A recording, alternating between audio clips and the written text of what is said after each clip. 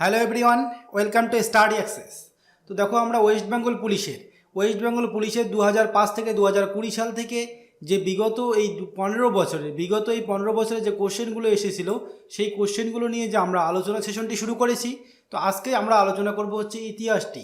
তো এই ইতিহাস থেকে কোন কোন কোশ্চেন এসেছিল 2018 কনস্টেবল প্রিলিমস, এছাড়া হচ্ছে 2019 কনস্টেবলের প্রিলিমস, এছাড়া হচ্ছে 18 মেন্স এক্সামে 2018 সালের মেন্স এক্সামে কোন কোন কোশ্চেনগুলো এসেছিল। তো সেই কোশ্চেনগুলো নিয়ে আমরা আজকে আলোচনা করব। তো চলো শুরু করি আজকের সেশনটি। দেখি কি কোশ্চেন রয়েছে প্রথমেই দেখো একটা কোশ্চেন রয়েছে, আর এটি দেখো লেডি কনস্টেবল ছিল। তো এখানে কিন্তু একটু মিস্টেক হয়ে গেছে, লেডি কনস্টেবল 2018 মেন্সের কোশ্চেন রয়েছে এটা। তো এখানে দেখো রয়েছে যে ভারতের স্বাধীনতা সংগ্রামে নিচের কোন বিখ্যাত ব্যক্তিত্ব চরমপন্থী গোষ্ঠীর সাথে যুক্ত নয়, অর্থাৎ চরমপন্থী গোষ্ঠীর সঙ্গে যুক্ত ছিলেন না কে। তো এখানে কিন্তু সঠিক উত্তর হচ্ছে কি আমাদের অপশন এ, অর্থাৎ গোপাল কৃষ্ণ গোখলে কিন্তু হয়ে যাবে আমাদের এখানে রাইট অ্যান্সার।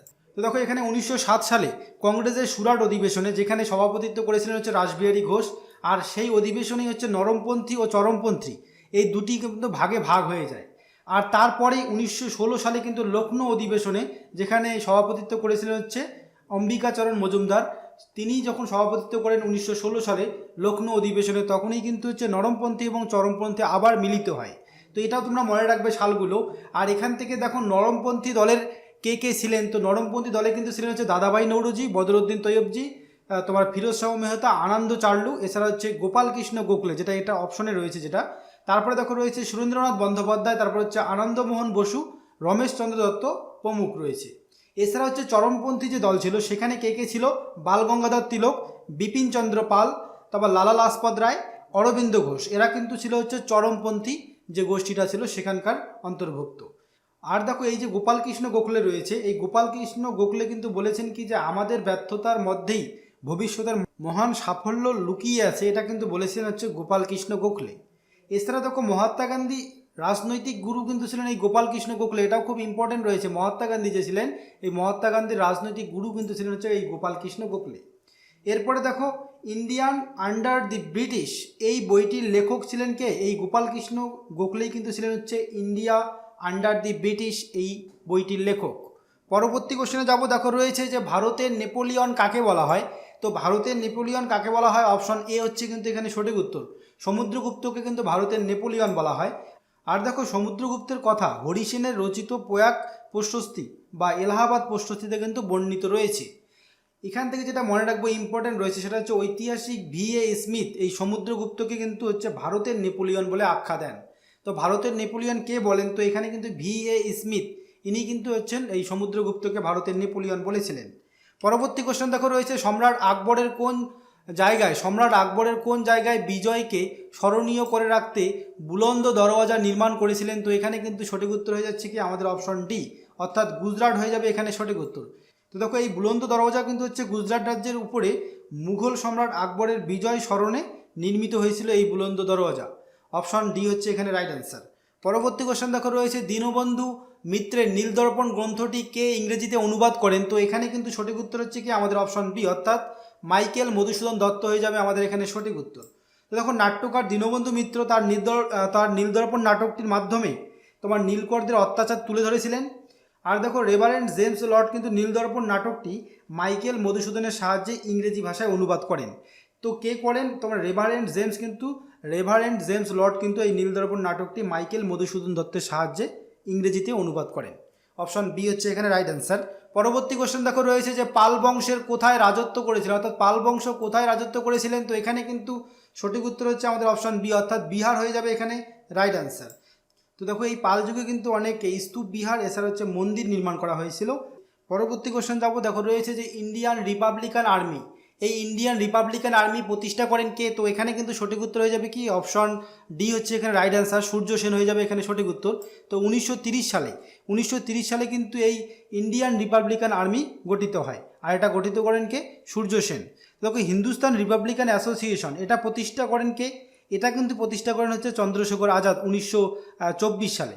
তো এখান থেকে তোমরা এটা মনে রাখবে হচ্ছে হিন্দুস্তান রিপাবলিকান অ্যাসোসিয়েশন হচ্ছে আমাদের কি চন্দ্রশেখর আজাদ, যেটা হচ্ছে 1924 সাল, আর ইন্ডিয়ান রিপাবলিকান আর্মি কিন্তু হচ্ছে সূর্য সেন, যেটা প্রতিষ্ঠা করেন কত সালে, 1930 সালে।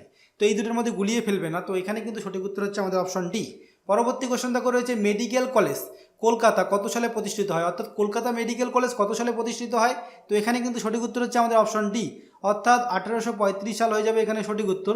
তো দেখো 28শে জানুয়ারি 1835 সালে কিন্তু লর্ড উইলিয়াম বেন্টিং এই কলকাতা মেডিকেল কলেজ প্রতিষ্ঠা করেছিলেন। তো কে করেছিলেন প্রতিষ্ঠা? লর্ড উইলিয়াম বেন্টিং, এই নামটাও মনে রাখবে। পরবর্তী কোশ্চেনে যাবো, দেখো রয়েছে যে দিল্লির প্রাচীন নাম কি। তো এই দিল্লির প্রাচীন নাম কী ছিল, এখানে কিন্তু সঠিক উত্তর হচ্ছে অপশন বি, অর্থাৎ ইন্দ্রপ্রস্থ হয়ে যাবে এখানে সঠিক উত্তর। দিল্লির পূর্ব নাম কিন্তু ছিল ইন্দ্রপ্রস্থ। পরবর্তী কোশ্চেন, আত্মীয় সভার প্রতিষ্ঠাতা কে? আত্মীয় সভা কে প্রতিষ্ঠা করেন? এখানে সঠিক উত্তর হচ্ছে আমাদের অপশন ডি, অর্থাৎ রাজা রামমোহন রায় হয়ে যাবে এখানে সঠিক উত্তর। তো এটি কিন্তু 1815 সালে প্রতিষ্ঠা করেন। আর তারপরে দেখো ব্রাহ্ম সভা, এই ব্রাহ্ম সভা কিন্তু প্রতিষ্ঠা করেন হচ্ছে 1828 সালে, এটা প্রতিষ্ঠা করেন হচ্ছে রাজা রামমোহন রায়। আর এটা অনেকে আবার বলেন কি 1829, মতান্তরে রয়েছে এটা 1829। তারপরে দেখো ব্রাহ্ম সমাজ, ব্রাহ্ম সমাজ কিন্তু তোমার প্রতিষ্ঠা হয় 1830 সালে, আর এটাও প্রতিষ্ঠা করেন হচ্ছে রাজা রামমোহন রায়। পরবর্তী কোশ্চেন দেখো রয়েছে কে 1905 সালে ঢাকা অনুশীলন সমিতি স্থাপন করেছিলেন। তো 1905 সালে এটা স্থাপন করা হয়, আর এটা কিন্তু স্থাপন করেন কে? অপশন ডি কিন্তু হচ্ছে এখানে সঠিক উত্তর। আর পুলিন বিহারী দাস, পুলিন বিহারী দাস এটা প্রতিষ্ঠা করেন বা স্থাপন করেন। এছাড়া দেখো অনুশীলন সমিতি, এই অনুশীলন সমিতি কিন্তু হচ্ছে 1902 সালে প্রতিষ্ঠা হয়, আর এটা হচ্ছে সতীশচন্দ্র বসু, সতীশচন্দ্র বসু কিন্তু এটা প্রতিষ্ঠা করেন। আর এই সভাপতি কে ছিল অনুশীলন সমিতির? সভাপতি কিন্তু ছিলেন হচ্ছে প্রমোদনাথ মিত্র। তারপরে দেখো বঙ্কিমচন্দ্রের আনন্দমঠ উপন্যাস থেকে কিন্তু এই অনুশীলন সমিতির নাম নেওয়া হয়েছে, অর্থাৎ এই যে অনুশীলন সমিতির নামটা নেওয়া হয় সেটা হচ্ছে কিন্তু বঙ্কিমচন্দ্রের আনন্দমঠ থেকে নেওয়া হয়, এটাও তোমরা এখান থেকে মনে রাখবে।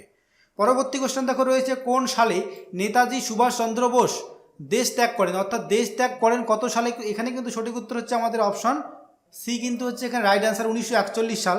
তো 1941 সালে 17ই জানুয়ারি কিন্তু সুভাষচন্দ্র বসু এলগিন রোডে বডি থেকে কিন্তু পালিয়ে যান, আর জিয়াউদ্দিন নামে কিন্তু ইনি পালিয়েছিলেন।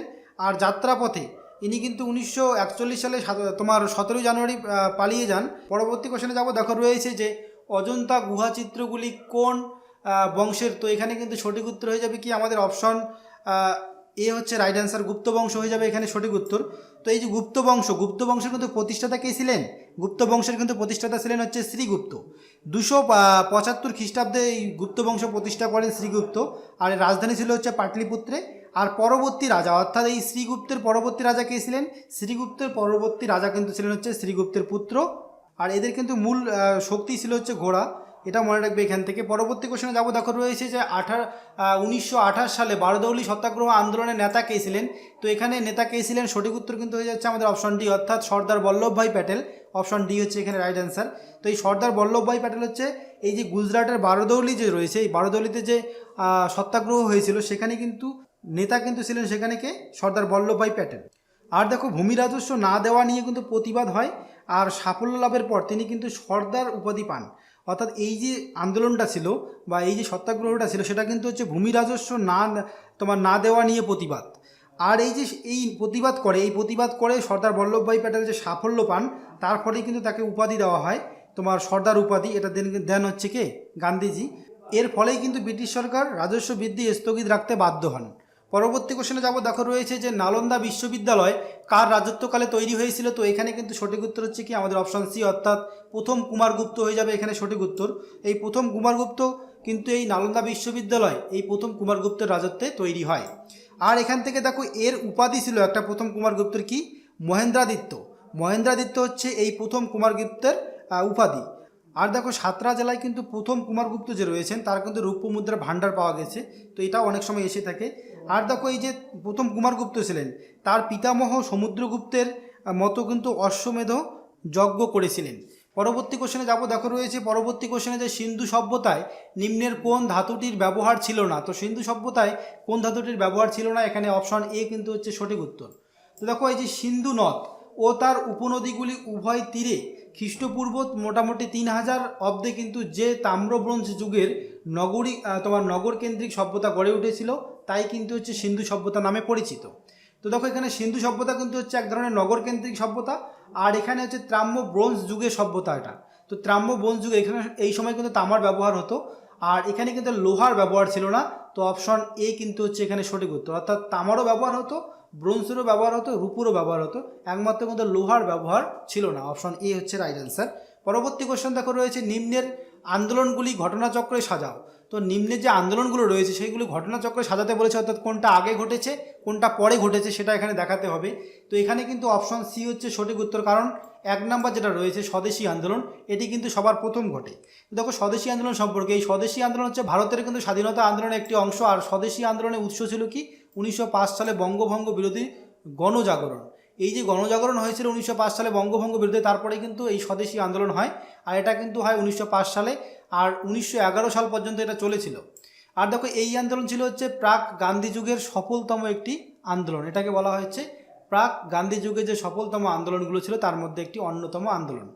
তারপরে দেখো রয়েছে অপশন 3 অর্থাৎ হোম রুল আন্দোলন। তো এই হোম রুল আন্দোলন কিন্তু হয় 1916 সালে। আর এই প্রথম বিশ্বযুদ্ধের সময় হোম রুল আন্দোলন ভারতীয়দের স্বায়ত্তশাসন প্রতিষ্ঠায় উদ্দীপ্ত করেছিল। আর শ্রীমতী এনি বেসান্ট কিন্তু আয়ারল্যান্ডের রাজনৈতিক নেতা রেমন্ডের হোম রুল লীগের আদর্শে কিন্তু উদ্বুদ্ধ হয়ে ভারতে এই আন্দোলন গড়ে তুলতে সচেষ্ট হন। তো এটাও তোমরা এখান থেকে মনে রাখবে। এছাড়া দেখো তারপরেই রয়েছে কি আমাদের খিলাফত আন্দোলন। এই খিলাফত আন্দোলন কত সালে হয়? এই খিলাফত আন্দোলন কিন্তু হয় 1919 সালে। তাহলে 1905, তারপরে আসলো 1916, তারপরে আসলো কি 1919। এরপরে হচ্ছে আইন অমান্য আন্দোলন, এটা কিন্তু হয় হচ্ছে 1930 সালে। দেখো 1930 সালে 14 থেকে 16 ফেব্রুয়ারি কংগ্রেসের কার্যনির্বাহক সমিতি গুজরাটের সবরমতীর গান্ধী আশ্রমে কিন্তু হচ্ছে গান্ধীজির নেতৃত্বে অহিংস আইন অমান্য আন্দোলন শুরু করেন বা শুরু করার সিদ্ধান্ত নেন আর কি। তাহলে 1930 সাল কিন্তু হয়ে যাবে এখানে সঠিক। তো দেখো প্রথমে রয়েছে 1905, তারপরে রয়েছে 1916, তারপরে কিন্তু হচ্ছে 1919, তারপরে 1930। তো অপশন সি হচ্ছে এখানে সঠিক উত্তর। পরবর্তী কোশ্চেন দেখো রয়েছে কোন মুঘল সম্রাট জিন্দাপির নামে পরিচিত? তো এখানে কিন্তু তোমরা সবাই জানো, আশা করি এটা অপশন বি হচ্ছে সঠিক উত্তর। ঔরঙ্গজেব কিন্তু হচ্ছে জিন্দাপির নামে পরিচিত। পরবর্তী কোশ্চেন দেখো রয়েছে কোন আন্দোলনের সময় থেকে বল্লভভাই প্যাটেল সর্দার নামে অভিহিত হন বা ভূষিত হন? তো এখানে কিন্তু একটু আগে আমরা এটা জানলাম। তো এখানে সঠিক উত্তর হয়ে যাবে কি অপশন ডি, অর্থাৎ বারদৌলি সত্যাগ্রহ হয়ে যাবে এখানে সঠিক উত্তর, যেটি 1928 সালে হয় গুজরাটের বারদৌলিতে। আর এই যে সর্দার নামটা দেন, এটা দেন হচ্ছে গান্ধীজি, এটাও তোমরা এখান থেকে মনে রাখবে। পরবর্তী কোশ্চেন দেখো রয়েছে কাইজারি হিন্দ কাকে বলা হয়? কাইজারি হিন্দ কাকে বলা হয়েছিল? তো এখানে কিন্তু সঠিক উত্তর হচ্ছে আমাদের অপশন এ, অর্থাৎ মহাত্মা গান্ধী হয়ে যাবে এখানে সঠিক উত্তর। তো দেখো 1869 সালে 2 অক্টোবর কিন্তু গুজরাটের পোরবন্দরে এই গান্ধীজি জন্মগ্রহণ করেন। আর তার আত্মজীবনী ছিল একটা খুব মূল্যবান, সেটা কি মাই এক্সপেরিমেন্ট উইথ ট্রুথ। এটি হচ্ছে এই মহাত্মা গান্ধীর কিন্তু একটি আত্মজীবনী। আর এটি গুজরাটি ভাষায় লেখা হয়, আর পরবর্তীতে কিন্তু এটা ইংরেজিতে অনুবাদ করা হয়। কে অনুবাদ করেন? তার সচিব ছিল যিনি মহাদেব দেশাই। এই মহাদেব দেশাই কিন্তু এই তোমার মাই এক্সপেরিমেন্টস উইথ ট্রুথ এটি কিন্তু ইংরেজিতে অনুবাদ করেন। পরবর্তী কোশ্চেনে যাবো, দেখো রয়েছে সতীদাহ প্রথা কে রদ করেন? তো সতীদাহ প্রথা কে রদ করেন আশা করি সবাই জানো। এখানে সঠিক উত্তর হচ্ছে আমাদের অপশন এ, অর্থাৎ লর্ড উইলিয়াম বেন্টিং হয়ে যাবে এখানে রাইট অ্যান্সার। তো বন্ধুরা আজকের ভিডিওটা এই পর্যন্তই ছিল। সম্পূর্ণ ভিডিও দেখার জন্য তোমাদের অসংখ্য ধন্যবাদ।